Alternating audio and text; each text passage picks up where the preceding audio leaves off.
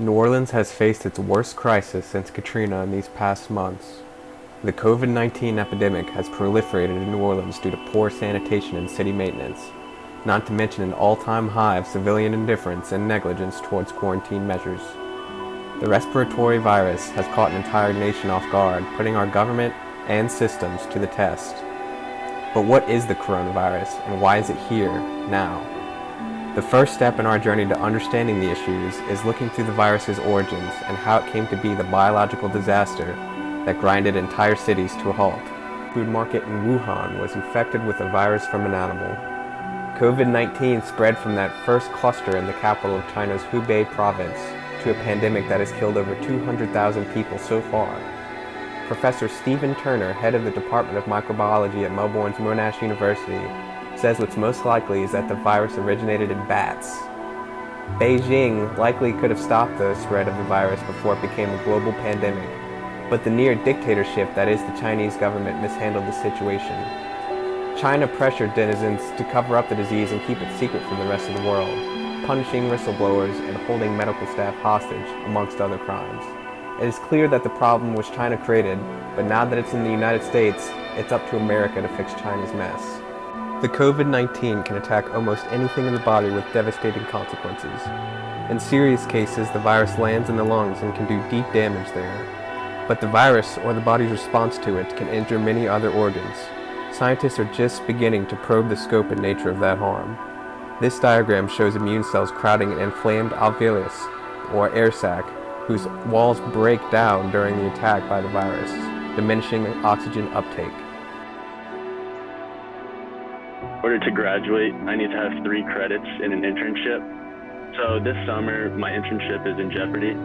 So if I don't have those 3 courses, I won't graduate. So it's going to be interesting just to see if classes are canceled for the fall, next semester they're online, and there's not many internship opportunities, how that's going to affect me and my graduation path.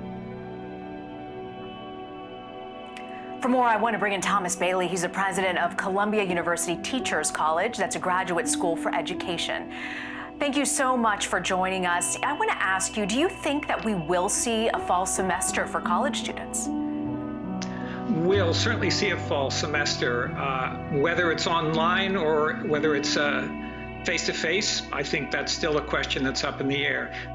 New Orleans is one of the worst places in the world as far as the severity of the COVID-19 outbreak. Mardi Gras 2020, a huge celebration of New Orleans culture, kicked off the spread to make New Orleans the southern hotspot for the virus.